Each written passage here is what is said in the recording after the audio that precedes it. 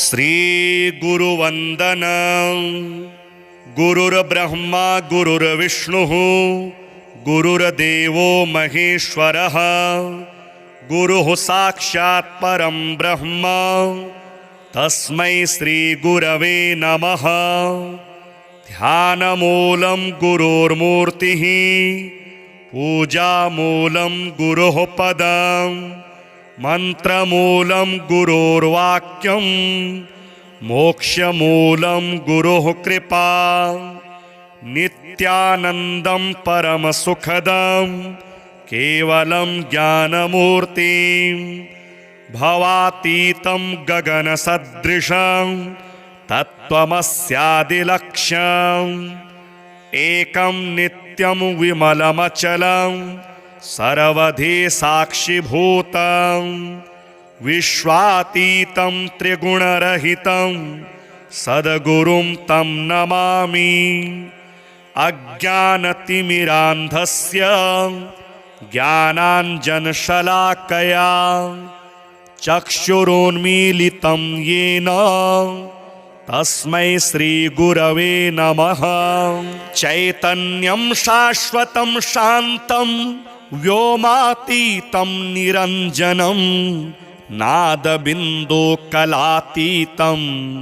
तस्मै श्रीगुरवे नमः।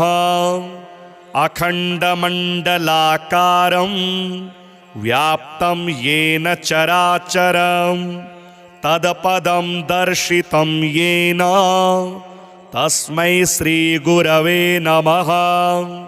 स्थावरं जङ्गमं व्याप्तं यत्किञ्चित् सचराचरं तत्पदं दर्शितं येन तस्मै श्रीगुरवे नमः। चिन्मयं व्यापितं सर्वं त्रैलोक्यं सचराचरम् असित्वं दर्शितं येन तस्मै श्रीगुरवे नमः। सच्चिदानन्दरूपाय व्यापिने परमात्मने नमः। श्रीगुरुनाथाय प्रकाशानन्दमूर्तये ज्ञानशक्तिं समारुह्य तत्त्वमाला विभूषिणे भुक्तिमुक्तिप्रदात्रे च तस्मै श्रीगुरवे नमः। अनेकजन्म सम्प्राप्त कर्मधर्मविदाहिने ज्ञानानल्पप्रभावेन तस्मै श्रीगुरवे नमः। मन्नाथः श्रीजगन्नाथो मद्गुरुः श्रीजगद्गुरुः स्वात्मैव सर्वभूतात्मा तस्मै श्रीगुरवे नमः। गुरुः शिवो गुरुर्देवो गुरुर्बन्धुः शरीरिणां गुरुरात्मा गुरुर्जीवो गुरोरन्यन्यविद्यते। ब्रह्मानन्दं परमसुखदं योगिनामप्यगम्य द्वन्द्वातीतं गगनसदृशं तत्त्वमस्यादिलक्ष्यम् एकं नित्यं विमलमचलं सर्वधि साक्षिभूतं भावातीतं त्रिगुणरहितं सद्गुरुं तं नमामि। श्रुतिस्मृतिपुराणानाम् आलयं करुणालयं नमामि भगवत्पादं शङ्करं लोकशङ्करं। गुरुर्धाम्ना महिम्ना च शङ्करो यो विराजते तत्पदाम्भोरुहरजः कणायास्तु नमो मम। गुरवे सर्वलोकानां भिषजे भवरोगिणां निधये सर्वविद्यानां दक्षिणामूर्तये नमः। वन्दे गुरुपदद्वन्द्वम् अवाङ्गमनसगोचरं रक्तशुक्लप्रभामिश्रं अतर्क्यं त्रयपुरं महः। गुरुर्ब्रह्मा गुरुर्विष्णुः गुरुर्देवो महेश्वरः गुरुः साक्षात् परं ब्रह्म तस्मै श्रीगुरवे नमः। ध्यानमूलं गुरोर्मूर्तिः पूजामूलं गुरोः पदं मन्त्रमूलं गुरोर्वाक्यं मोक्षमूलं गुरोः कृपा। नित्यानन्दं परमसुखदं केवलं ज्ञानमूर्तिं भवातीतं गगनसदृशं तत्त्वमस्यादिलक्ष्यम्। एकं नित्यं विमलमचलं सर्वधी साक्षिभूतं विश्वातीतं त्रिगुणरहितं सद्गुरुं तं नमामि। अज्ञानतिमिरान्धस्य ज्ञानाञ्जनशलाकया चक्षुरोन्मीलितं येन तस्मै श्रीगुरवे नमः। चैतन्यं शाश्वतं शान्तं व्योमातीतं निरञ्जनं नादबिन्दुकलातीतं तस्मै श्रीगुरवे नमः। अखण्डमण्डलाकारं व्याप्तं येन चराचरं तत्पदं दर्शितं येन तस्मै श्रीगुरवे नमः। स्थावरं जङ्गमं व्याप्तं यत्किञ्चित् सचराचरं तत्पदं दर्शितं येन तस्मै श्रीगुरवे नमः। चिन्मयं व्यापितं सर्वं त्रैलोक्यं सचराचरम् असित्वं दर्शितं येन तस्मै श्रीगुरवे नमः। सच्चिदानन्दरूपाय व्यापिने परमात्मने नमः। श्रीगुरुनाथाय प्रकाशानन्दमूर्तये ज्ञानशक्तिं समारुह्य तत्त्वमाला विभूषिणे भुक्तिमुक्तिप्रदात्रे च तस्मै श्रीगुरवे नमः। अनेकजन्म सम्प्राप्त कर्मधर्मविदाहिने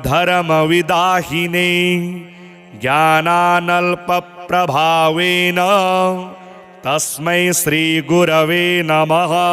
मन्नाथः श्रीजगन्नाथो मद्गुरुः श्रीजगद्गुरुः स्वात्मैव सर्वभूतात्मा तस्मै श्रीगुरवे नमः।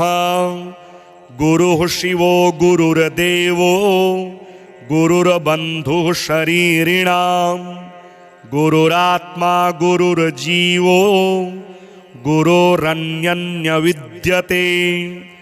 ब्रह्मानन्दं परमसुखदं योगिनामप्यगम्य द्वन्द्वातीतं गगनसदृशं तत्त्वमस्यादिलक्ष्यम्।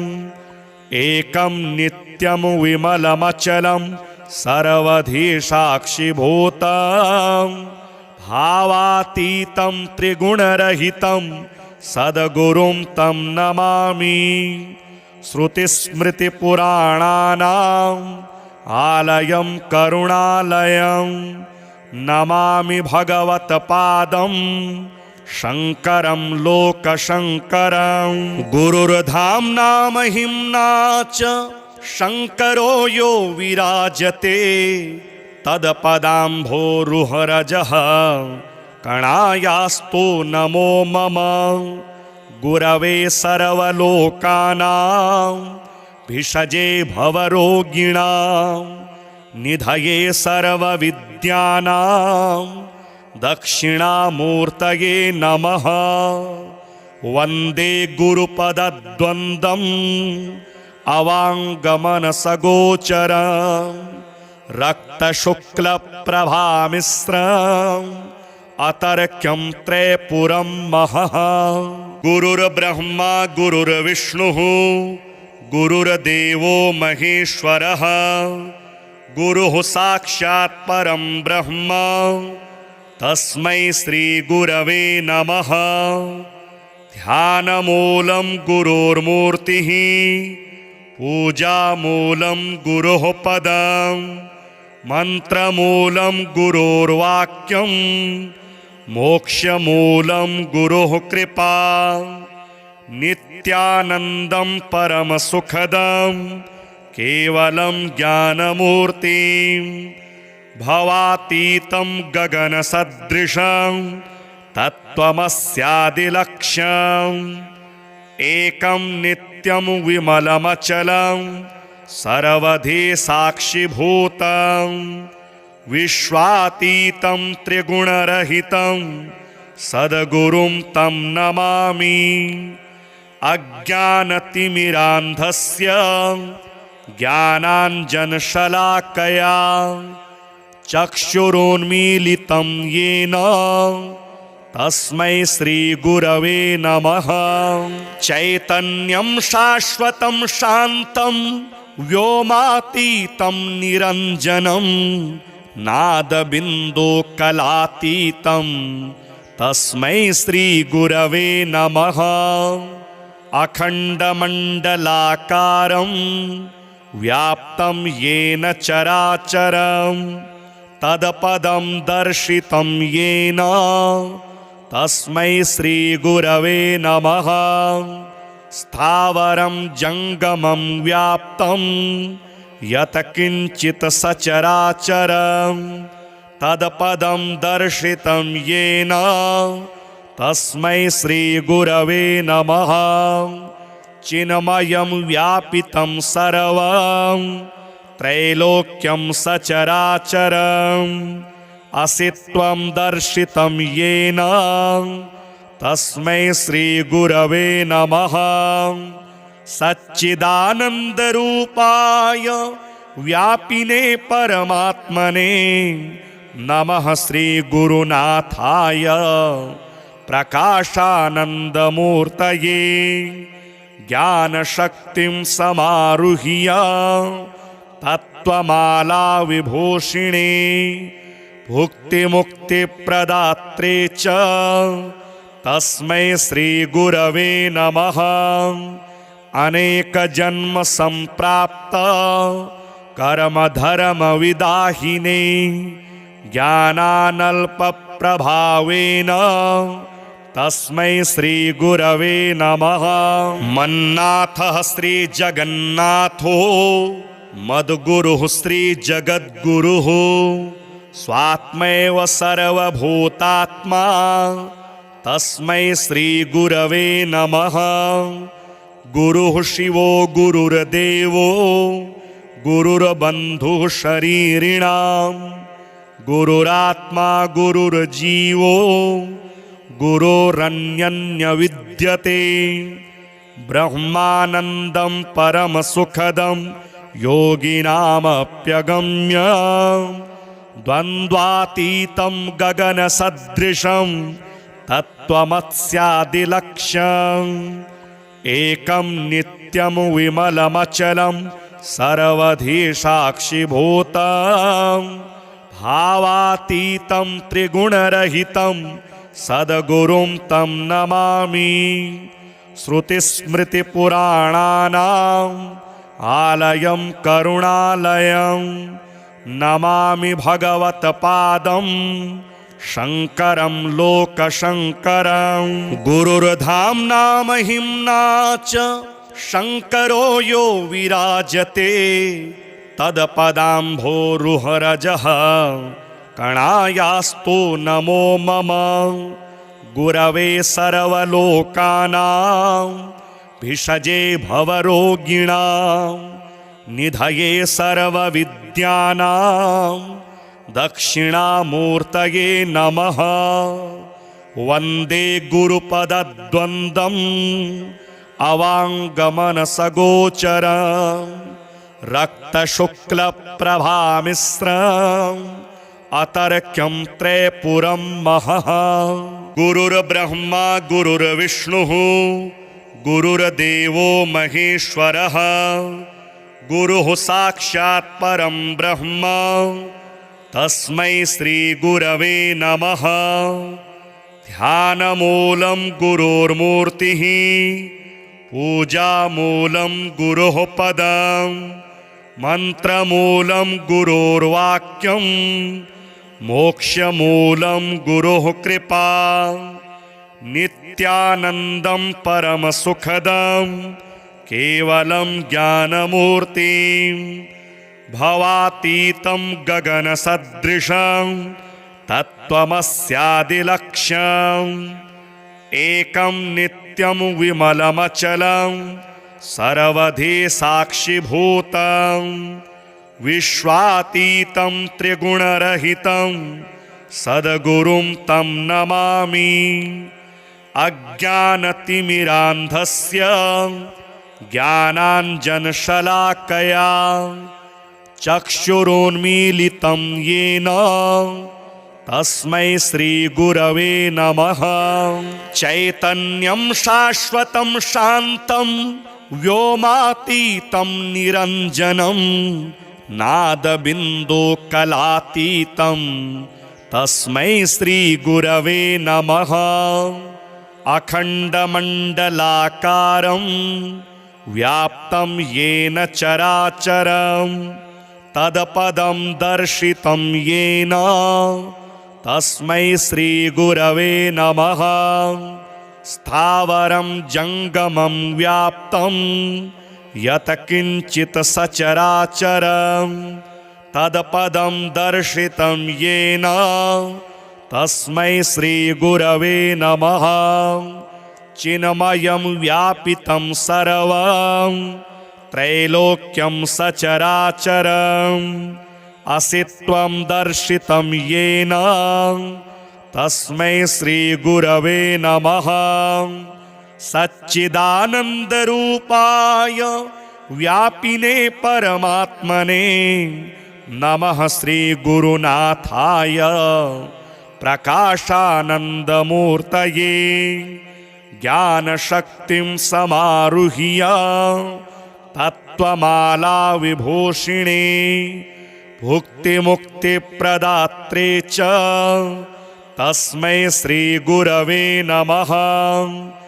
अनेकजन्म सम्प्राप्त कर्मधर्मविदाहिने ज्ञानानल्पप्रभावेन तस्मै श्रीगुरवे नमः। मन्नाथः श्रीजगन्नाथो मद्गुरुः श्रीजगद्गुरुः स्वात्मैव सर्वभूतात्मा तस्मै श्रीगुरवे नमः। गुरुः शिवो गुरुर्देवो गुरुर्बन्धुः शरीरिणां गुरुरात्मा गुरुर्जीवो गुरोरन्यन्यविद्यते। ब्रह्मानन्दं परमसुखदं योगिनामप्यगम्य द्वन्द्वातीतं गगनसदृशं तत्त्वमस्यादिलक्ष्यम्। एकं नित्यं विमलमचलं सर्वधी साक्षिभूतं भावातीतं त्रिगुणरहितं सद्गुरुं तं नमामि। श्रुतिस्मृतिपुराणानाम् आलयं करुणालयं नमामि भगवत्पादं शङ्करं लोकशङ्करं। गुरुर्धाम्ना महिम्ना च शङ्करो यो विराजते तत्पदाम्भोरुहरजः कणायास्तु नमो मम। गुरवे सर्वलोकानां भिषजे भवरोगिणां निधये सर्वविद्यानां दक्षिणामूर्तये नमः। वन्दे गुरुपदद्वन्द्वम् अवाङ्गमनसगोचरं रक्तशुक्लप्रभामिश्रं अतर्क्यं त्रयपुरं महः। गुरुर्ब्रह्मा गुरुर्विष्णुः गुरुर्देवो महेश्वरः गुरुः साक्षात् परं ब्रह्म तस्मै श्रीगुरवे नमः। ध्यानमूलं गुरोर्मूर्तिः पूजामूलं गुरोः पदं मन्त्रमूलं गुरोर्वाक्यं मोक्षमूलं गुरोः कृपा। नित्यानन्दं परमसुखदं केवलं ज्ञानमूर्तिं भवातीतं गगनसदृशं तत्त्वमस्यादिलक्ष्यम्। एकं नित्यं विमलमचलं सर्वधी साक्षिभूतं विश्वातीतं त्रिगुणरहितं सद्गुरुं तं नमामि। अज्ञानतिमिरान्धस्य ज्ञानाञ्जनशलाकया चक्षुरोन्मीलितं येन तस्मै श्रीगुरवे नमः। चैतन्यं शाश्वतं शान्तं व्योमातीतं निरञ्जनं नादबिन्दुकलातीतं तस्मै श्रीगुरवे नमः। अखण्डमण्डलाकारं व्याप्तं येन चराचरं तत्पदं दर्शितं येन तस्मै श्रीगुरवे नमः। स्थावरं जङ्गमं व्याप्तं यत्किञ्चित् सचराचरं तत्पदं दर्शितं येन तस्मै श्रीगुरवे नमः। चिन्मयं व्यापितं सर्वं त्रैलोक्यं सचराचरम् असित्वं दर्शितं येन तस्मै श्रीगुरवे नमः। सच्चिदानन्दरूपाय व्यापिने परमात्मने नमः। श्रीगुरुनाथाय प्रकाशानन्दमूर्तये ज्ञानशक्तिं समारुह्य तत्त्वमाला विभूषिणे भुक्तिमुक्तिप्रदात्रे च तस्मै श्रीगुरवे नमः। अनेकजन्म सम्प्राप्त कर्मधर्मविदाहिने ज्ञानानल्पप्रभावेन तस्मै श्रीगुरवे नमः। मन्नाथः श्रीजगन्नाथो मद्गुरुः श्रीजगद्गुरुः स्वात्मैव सर्वभूतात्मा तस्मै श्रीगुरवे नमः। गुरुः शिवो गुरुर्देवो गुरुर्बन्धुः शरीरिणां गुरुरात्मा गुरुर्जीवो गुरोरन्यन्यविद्यते। ब्रह्मानन्दं परमसुखदं योगिनामप्यगम्य द्वन्द्वातीतं गगनसदृशं तत्त्वमस्यादिलक्ष्यम्। एकं नित्यं विमलमचलं सर्वधी साक्षिभूतं भावातीतं त्रिगुणरहितं सद्गुरुं तं नमामि। श्रुतिस्मृतिपुराणानाम् आलयं करुणालयं नमामि भगवत्पादं शङ्करं लोकशङ्करं। गुरुर्धाम्ना महिम्ना च शङ्करो यो विराजते तत्पदाम्भोरुहरजः कणायास्तु नमो मम। गुरवे सर्वलोकानां भिषजे भवरोगिणां निधये सर्वविद्यानां दक्षिणामूर्तये नमः। वन्दे गुरुपदद्वन्द्वम् अवाङ्गमनसगोचरं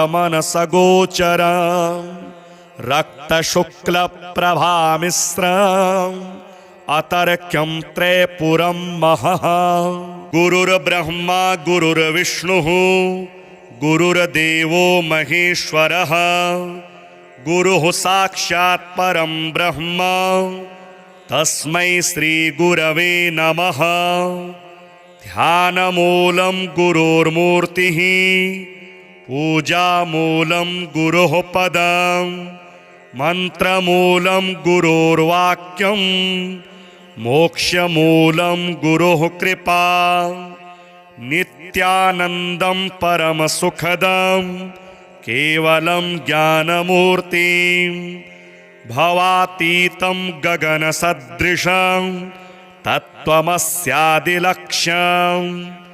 एकं नित्यं विमलमचलं सर्वधी साक्षिभूतं विश्वातीतं त्रिगुणरहितं सद्गुरुं तं नमामि। अज्ञानतिमिरान्धस्य ज्ञानाञ्जनशलाकया चक्षुरोन्मीलितं येन तस्मै श्रीगुरवे नमः। चैतन्यं शाश्वतं शान्तं व्योमातीतं निरञ्जनं नादबिन्दुकलातीतं तस्मै श्रीगुरवे नमः। अखण्डमण्डलाकारं व्याप्तं येन चराचरं तत्पदं दर्शितं येन तस्मै श्रीगुरवे नमः।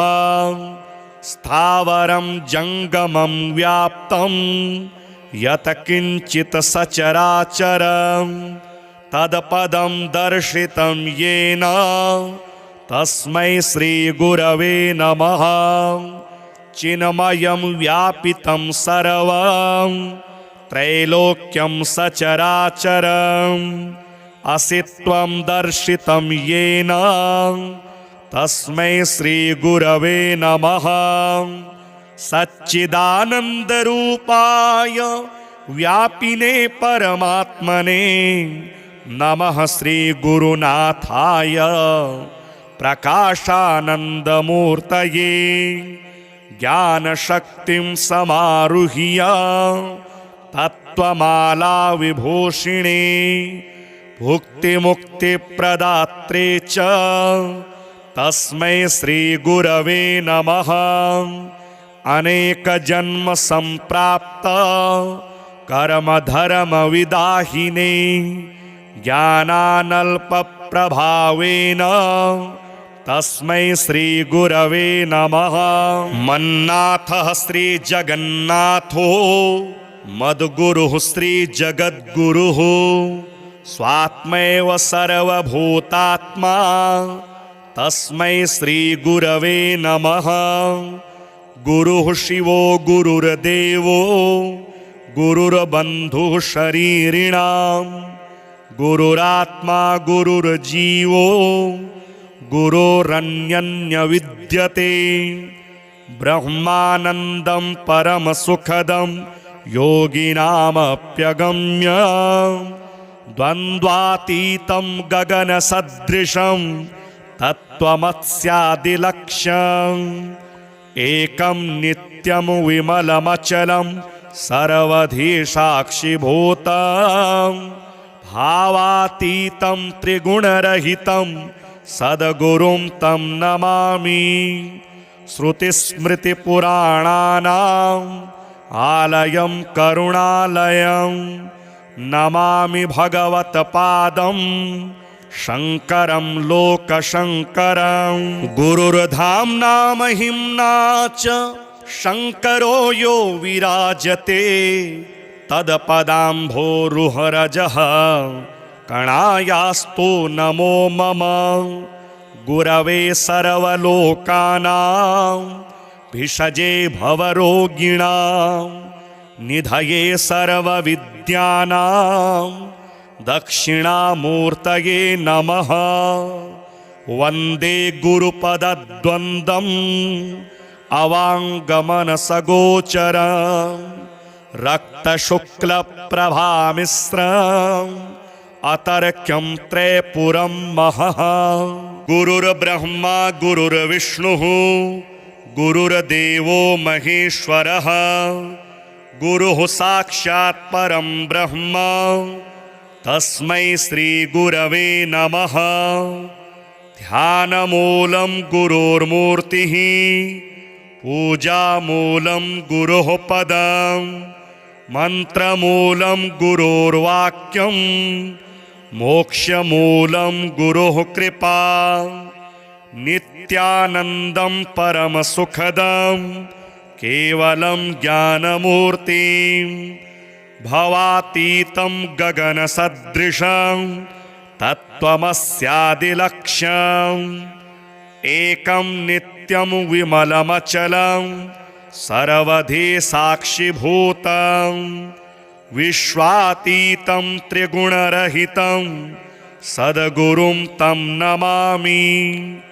अज्ञानतिमिरान्धस्य ज्ञानाञ्जनशलाकया चक्षुरुन्मीलितं येन तस्मै श्रीगुरवे नमः।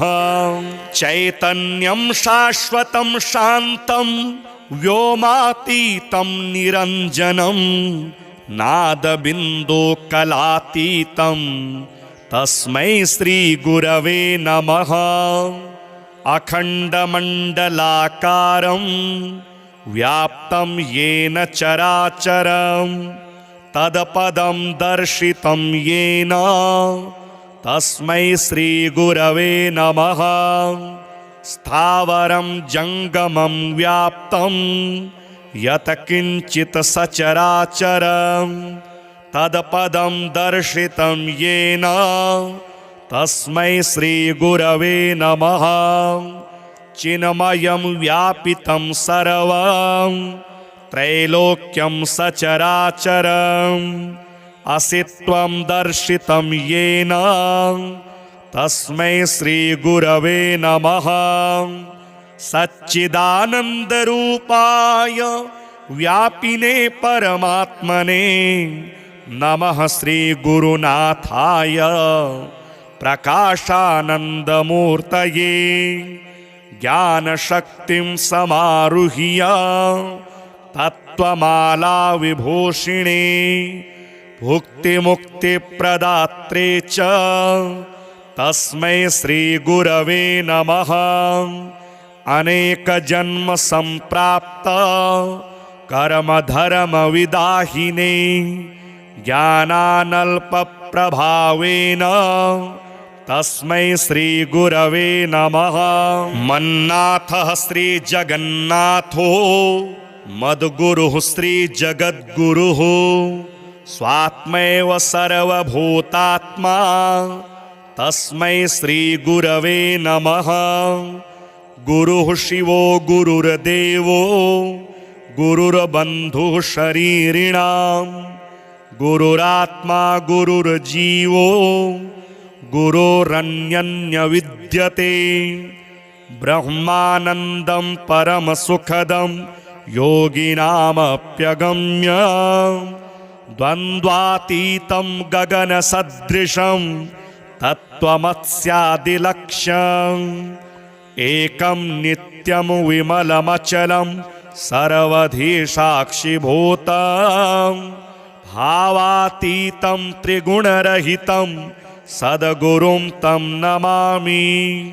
श्रुतिस्मृतिपुराणानाम् आलयं करुणालयं नमामि भगवत्पादं शङ्करं लोकशङ्करं।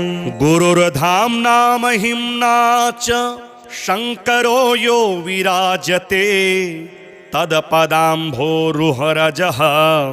कणायास्तु नमो मम। गुरवे सर्वलोकानां भिषजे भवरोगिणां निधये सर्वविद्यानां दक्षिणामूर्तये नमः। वन्दे गुरुपदद्वन्द्वम् अवाङ्गमनसगोचरं रक्तशुक्लप्रभामिश्रं अतर्क्यं त्रयपुरं महः। गुरुर्ब्रह्मा गुरुर्विष्णुः गुरुर्देवो महेश्वरः गुरुः साक्षात् परं ब्रह्म तस्मै श्रीगुरवे नमः।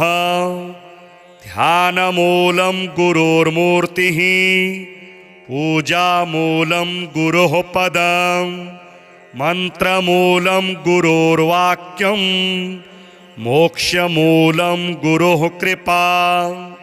नित्यानन्दं परमसुखदं केवलं ज्ञानमूर्तिं भवातीतं गगनसदृशं तत्त्वमस्यादिलक्ष्यम्। एकं नित्यं विमलमचलं सर्वधी साक्षिभूतं विश्वातीतं त्रिगुणरहितं सद्गुरुं तं नमामि। अज्ञानतिमिरान्धस्य ज्ञानाञ्जनशलाकया चक्षुरोन्मीलितं येन तस्मै श्रीगुरवे नमः। चैतन्यं शाश्वतं शान्तं व्योमातीतं निरञ्जनं नादबिन्दुकलातीतं तस्मै श्रीगुरवे नमः। अखण्डमण्डलाकारं व्याप्तं येन चराचरं तत्पदं दर्शितं येन तस्मै श्रीगुरवे नमः। स्थावरं जङ्गमं व्याप्तं यत्किञ्चित् सचराचरं तत्पदं दर्शितं येन तस्मै श्रीगुरवे नमः। चिन्मयं व्यापितं सर्वं त्रैलोक्यं सचराचरम् असित्वं दर्शितं येन तस्मै श्रीगुरवे नमः। सच्चिदानन्दरूपाय व्यापिने परमात्मने नमः। श्रीगुरुनाथाय प्रकाशानन्दमूर्तये ज्ञानशक्तिं समारुह्य तत्त्वमाला विभूषिणे भुक्तिमुक्तिप्रदात्रे च तस्मै श्रीगुरवे नमः। अनेकजन्म सम्प्राप्त कर्मधर्मविदाहिने ज्ञानानल्पप्रभावेन तस्मै श्रीगुरवे नमः। मन्नाथः श्रीजगन्नाथो मद्गुरुः श्रीजगद्गुरुः स्वात्मैव सर्वभूतात्मा तस्मै श्रीगुरवे नमः। गुरुः शिवो गुरुर्देवो गुरुर्बन्धुः शरीरिणां गुरुरात्मा गुरुर्जीवो गुरोरन्यन्यविद्यते। ब्रह्मानन्दं परमसुखदं योगिनामप्यगम्य द्वन्द्वातीतं गगनसदृशं तत्त्वमस्यादिलक्ष्यम्। एकं नित्यं विमलमचलं सर्वधी साक्षिभूतं भावातीतं त्रिगुणरहितं सद्गुरुं तं नमामि। श्रुतिस्मृतिपुराणानाम् आलयं करुणालयं नमामि भगवत्पादं शङ्करं लोकशङ्करं। गुरुर्धाम्ना महिम्ना च शङ्करो यो विराजते तत्पदाम्भोरुहरजः कणायास्तु नमो मम। गुरवे सर्वलोकानां भिषजे भवरोगिणां निधये सर्वविद्यानां दक्षिणामूर्तये नमः। वन्दे गुरुपदद्वन्द्वम् अवाङ्गमनसगोचरं रक्तशुक्लप्रभामिश्रम् अतर्क्यं त्रयपुरं महः। गुरुर्ब्रह्मा गुरुर्विष्णुः गुरुर्देवो महेश्वरः गुरुः साक्षात् परं ब्रह्म तस्मै श्रीगुरवे नमः। ध्यानमूलं गुरोर्मूर्तिः पूजामूलं गुरोः पदं मन्त्रमूलं गुरोर्वाक्यं मोक्षमूलं गुरोः कृपा। नित्यानन्दं परमसुखदं केवलं ज्ञानमूर्तिं भवातीतं गगनसदृशं तत्त्वमस्यादिलक्ष्यम्। एकं नित्यं विमलमचलं सर्वधी साक्षिभूतं विश्वातीतं त्रिगुणरहितं सद्गुरुं तं नमामि। अज्ञानतिमिरान्धस्य ज्ञानाञ्जनशलाकया चक्षुरोन्मीलितं येन तस्मै श्रीगुरवे नमः। चैतन्यं शाश्वतं शान्तं व्योमातीतं निरञ्जनं नादबिन्दुकलातीतं तस्मै श्रीगुरवे नमः। अखण्डमण्डलाकारं व्याप्तं येन चराचरं तत्पदं दर्शितं येन तस्मै श्रीगुरवे नमः। स्थावरं जङ्गमं व्याप्तं यत्किञ्चित् सचराचरं तत्पदं दर्शितं येन तस्मै श्रीगुरवे नमः। चिन्मयं व्यापितं सर्वं त्रैलोक्यं सचराचरम् असित्वं दर्शितं येन तस्मै श्रीगुरवे नमः। सच्चिदानन्दरूपाय व्यापिने परमात्मने नमः। श्रीगुरुनाथाय प्रकाशानन्दमूर्तये ज्ञानशक्तिं समारुह्य तत्त्वमाला विभूषिणे भुक्तिमुक्तिप्रदात्रे च तस्मै श्रीगुरवे नमः।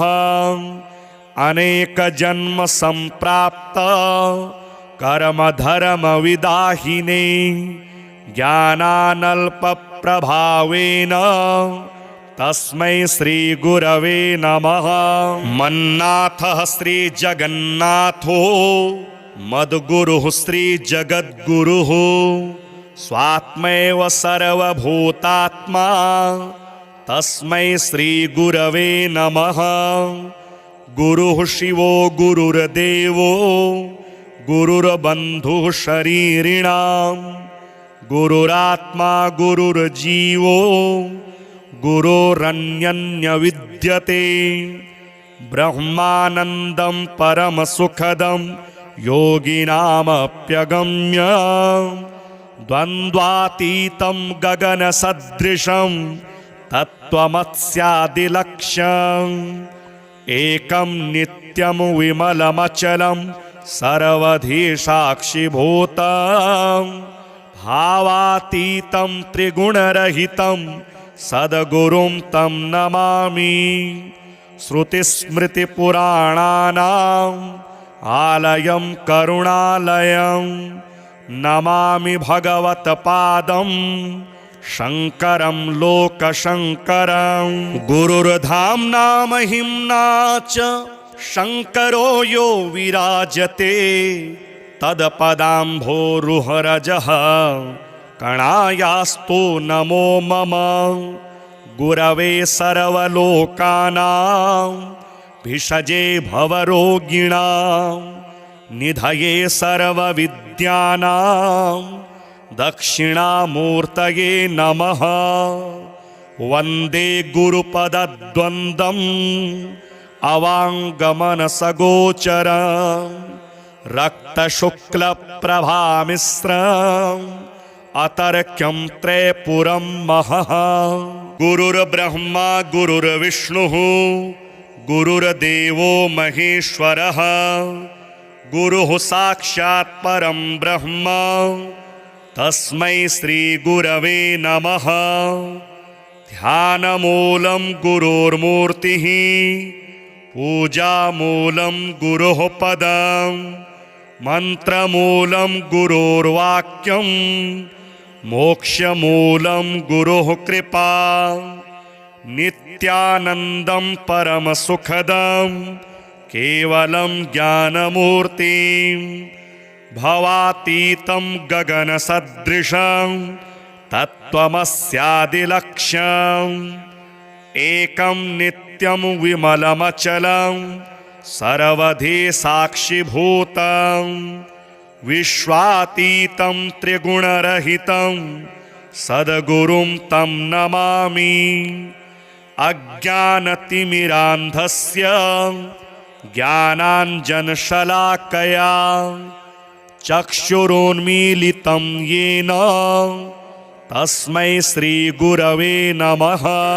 चैतन्यं शाश्वतं शान्तं व्योमातीतं निरञ्जनं नादबिन्दुकलातीतं तस्मै श्रीगुरवे नमः। अखण्डमण्डलाकारं व्याप्तं येन चराचरं तत्पदं दर्शितं येन तस्मै श्रीगुरवे नमः। स्थावरं जङ्गमं व्याप्तं यत्किञ्चित् सचराचरं तत्पदं दर्शितं येन तस्मै श्रीगुरवे नमः। चिन्मयं व्यापितं सर्वं त्रैलोक्यं सचराचरम् असित्वं दर्शितं येन तस्मै श्रीगुरवे नमः। सच्चिदानन्दरूपाय व्यापिने परमात्मने नमः। श्रीगुरुनाथाय प्रकाशानन्दमूर्तये ज्ञानशक्तिं समारुह्य तत्त्वमाला विभूषिणे भुक्तिमुक्तिप्रदात्रे च तस्मै श्रीगुरवे नमः। अनेकजन्म सम्प्राप्त कर्मधर्मविदाहिने ज्ञानानल्पप्रभावेन तस्मै श्रीगुरवे नमः। मन्नाथः श्रीजगन्नाथो मद्गुरुः श्रीजगद्गुरुः स्वात्मैव सर्वभूतात्मा तस्मै श्रीगुरवे नमः। गुरुः शिवो गुरुर्देवो गुरुर्बन्धुः शरीरिणां गुरुरात्मा गुरुर्जीवो गुरोरन्यन्यविद्यते। ब्रह्मानन्दं परमसुखदं योगिनामप्यगम्य द्वन्द्वातीतं गगनसदृशं तत्त्वमस्यादिलक्ष्यम्। एकं नित्यं विमलमचलं सर्वधी साक्षिभूतं भावातीतं त्रिगुणरहितं सद्गुरुं तं नमामि। श्रुतिस्मृतिपुराणानाम् आलयं करुणालयं नमामि भगवत्पादं शङ्करं लोकशङ्करं। गुरुर्धाम्ना महिम्ना च शङ्करो यो विराजते तत्पदाम्भोरुहरजः कणायास्तु नमो मम। गुरवे सर्वलोकानां भिषजे भवरोगिणां निधये सर्वविद्यानां दक्षिणामूर्तये नमः। वन्दे गुरुपदद्वन्द्वम् अवाङ्गमनसगोचरं रक्तशुक्लप्रभामिश्रं अतर्क्यं त्रयपुरं महः। गुरुर्ब्रह्मा गुरुर्विष्णुः गुरुर्देवो महेश्वरः गुरुः साक्षात् परं ब्रह्म तस्मै श्रीगुरवे नमः। ध्यानमूलं गुरोर्मूर्तिः पूजामूलं गुरोः पदं मन्त्रमूलं गुरोर्वाक्यं मोक्षमूलं गुरोः कृपा। नित्यानन्दं परमसुखदं केवलं ज्ञानमूर्तिं भवातीतं गगनसदृशं तत्त्वमस्यादिलक्ष्यम्। एकं नित्यं विमलमचलं सर्वधी साक्षिभूतं विश्वातीतं त्रिगुणरहितं सद्गुरुं तं नमामि। अज्ञानतिमिरान्धस्य ज्ञानाञ्जनशलाकया चक्षुरोन्मीलितं येन तस्मै श्रीगुरवे नमः। चैतन्यं शाश्वतं शान्तं व्योमातीतं निरञ्जनं नादबिन्दुकलातीतं तस्मै श्रीगुरवे नमः। अखण्डमण्डलाकारं व्याप्तं येन चराचरं तत्पदं दर्शितं येन तस्मै श्रीगुरवे नमः। स्थावरं जङ्गमं व्याप्तं यत्किञ्चित् सचराचरं तत्पदं दर्शितं येन तस्मै श्रीगुरवे नमः। चिन्मयं व्यापितं सर्वं त्रैलोक्यं सचराचरम् असित्वं दर्शितं येन तस्मै श्रीगुरवे नमः। सच्चिदानन्दरूपाय व्यापिने परमात्मने नमः। श्रीगुरुनाथाय प्रकाशानन्दमूर्तये ज्ञानशक्तिं समारुह्य तत्त्वमाला विभूषिणे भुक्तिमुक्तिप्रदात्रे च तस्मै श्रीगुरवे नमः। अनेकजन्म सम्प्राप्त कर्मधर्मविदाहिने ज्ञानानल्पप्रभावेन तस्मै श्रीगुरवे नमः। मन्नाथः श्रीजगन्नाथो मद्गुरुः श्रीजगद्गुरुः स्वात्मैव सर्वभूतात्मा तस्मै श्रीगुरवे नमः। गुरुः शिवो गुरुर्देवो गुरुर्बन्धुः शरीरिणां गुरुरात्मा गुरुर्जीवो गुरोरन्यन्यविद्यते। ब्रह्मानन्दं परमसुखदं योगिनामप्यगम्य द्वन्द्वातीतं गगनसदृशं तत्त्वमस्यादिलक्ष्यम्। एकं नित्यं विमलमचलं सर्वधी साक्षिभूतं भावातीतं त्रिगुणरहितं सद्गुरुं तं नमामि। श्रुतिस्मृतिपुराणानाम् आलयं करुणालयं नमामि भगवत्पादं शङ्करं लोकशङ्करं। गुरुर्धाम्ना महिम्ना च शङ्करो यो विराजते तत्पदाम्भोरुहरजः कणायास्तु नमो मम। गुरवे सर्वलोकानां भिषजे भवरोगिणां निधये सर्वविद्यानां दक्षिणामूर्तये नमः। वन्दे गुरुपदद्वन्द्वम् अवाङ्गमनसगोचरं रक्तशुक्लप्रभामिश्रम् अतर्क्यं त्रयपुरं महः